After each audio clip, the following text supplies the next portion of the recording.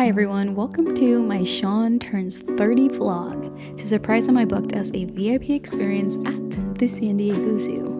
Neither of us had ever been, and Sean really loves any animal encounter, so I figured this would be the perfect birthday gift.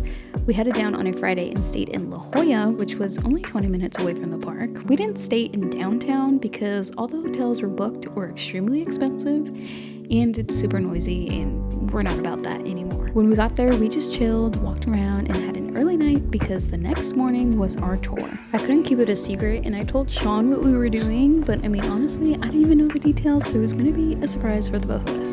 The tour per person was pricey at like $700 a person, and it didn't include a ticket to the park, which you need to get in. But when I had called to book, they did ask what type of animals you want to see, and they also ask what animals you don't want to see. So it's pretty customizable given if the animals are up for it, of course.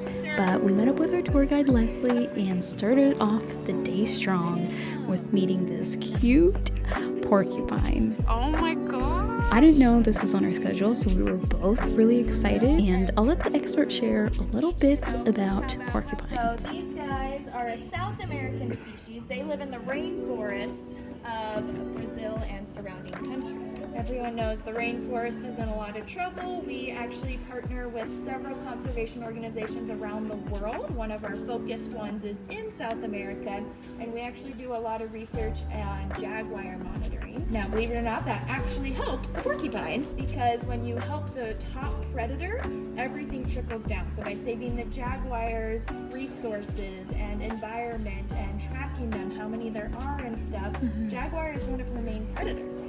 So by protecting those areas and those animals, it helps the entire rainforest. So she gets to help be kind of an ambassador and a steward for our South American Conservation Hub. Oh, interesting. Yeah, the bottoms of her feet.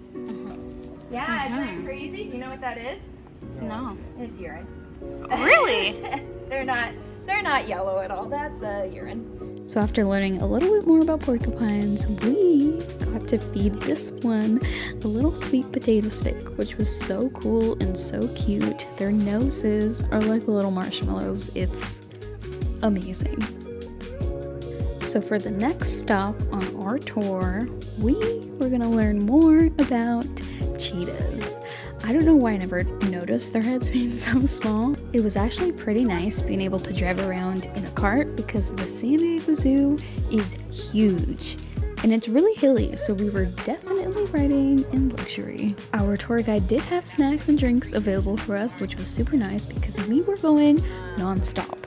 The tour was a combination of like going behind the scenes and seeing the normal exhibits, which was super cool. And included in the tour was a lunch at Albert's. The food was decent and we were pretty hungry, so I didn't really film a whole lot about it. And next on our tour was our polar bear encounter. We really got to go behind the scenes for this one and see where they feed and care for them. And because of that, we needed to step on this little blue sponge to cleanse our shoes of any bacteria to keep them safe. Now, I knew polar bears were big, but oh man, are they big.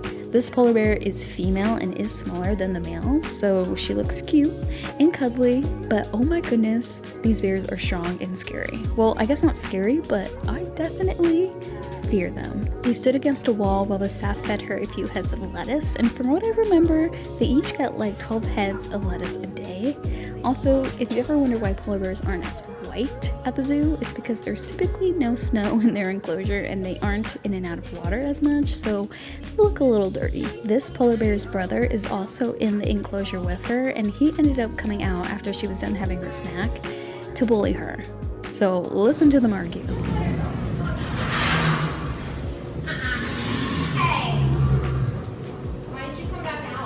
Crazy stand up skin my entire life. Let's go outside. This is like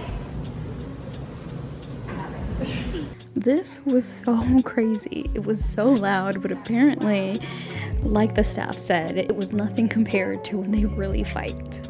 Moving on, we checked out a few other animals, including elephants.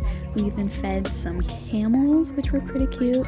We had actually fed giraffes previously out in Palm Springs, so this felt super similar, but still just as fun. And on to our last stop of the day, monkeys. Again, in the name of protection, we wore masks to keep them safe since we were getting pretty close to them. I think these were called geladas, and they're kind of like a baboon of sorts, but their hair, I wanted my hair to look like this in 2014. The ombre was just perfect. We watched them snack on grass and peanuts, and that was our day. Thanks for watching our little vlog.